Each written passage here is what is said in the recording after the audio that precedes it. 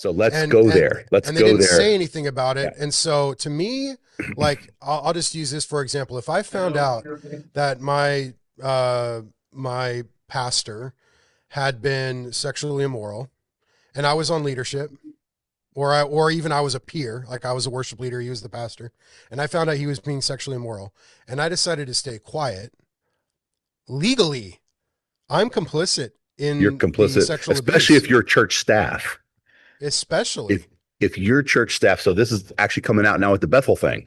Right. We didn't mean to talk about this today, but the Bethel thing, the church staff who knew about um, these two women who had been groomed and essayed by oh man, I lost his name. Help me with his name. Ben Ben Armstrong. Armstrong. Mm-hmm. They are complicit because everyone who is on staff at a church who finds out about sexual abuse in their church, they are mandated reporters. Yeah. Yeah. So, first of all, that they are actually possibly criminally complicit. Yeah. I'm going to cut this out so I can show this and make this a quick little blurb for our audience out there that Mm-hmm. Bethel people who are on staff and knew about Ben Armstrong's essay of these two women under his spiritual care and they did not report, they might be criminally complicit, criminally liable, because I've been a staff at many churches, and if you become aware of someone's essay in under your care, in your pastoral care, you are a mandated reporter Mm-hmm. to the criminal reporting.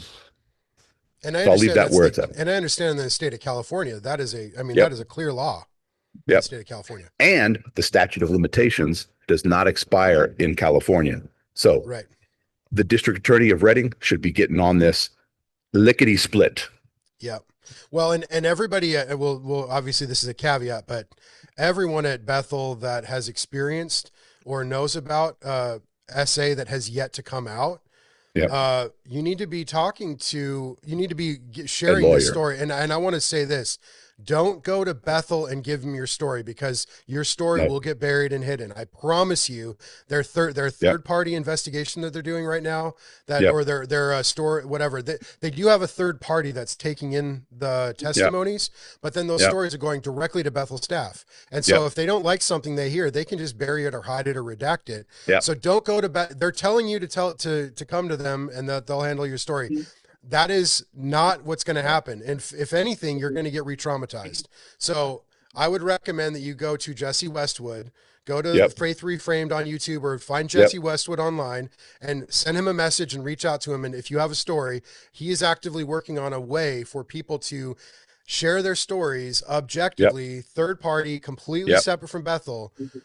I want to put that out there. It's important that you know that because this 100%. is very timely. I'm with you.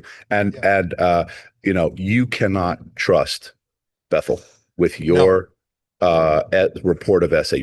If you're personally assaulted or personally manipulated and abused, you cannot trust them with your story. I know No. of a handful of people who have suppressed their story up to the top of the Bethel echelon, knew about some of the essay that I have people contacts with people who don't want to come out yet. And I'm trying to help them, encourage them, pray with them.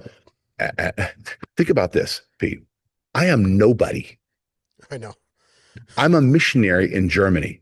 Right. And people trust me with their personal stories of essay from Bethel more than they do their own church. And Yeah. people I know who I'm speaking with are still in the movement.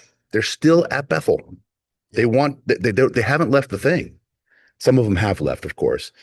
But I'm no like how do I have any I just am a pastor who cares and loves people and wants to see the best for that.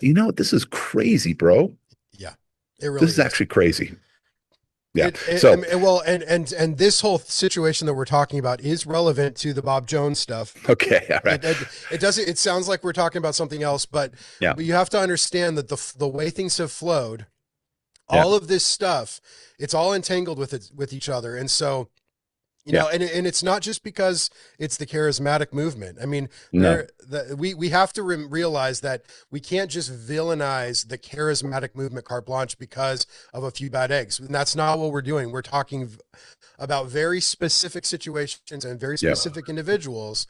And if the result of that is the house of cards comes tumbling down, that's just what it is. But we're not attacking the charismatic movement. That's foolishness. We're talking about real issues that need to be addressed and handled appropriately.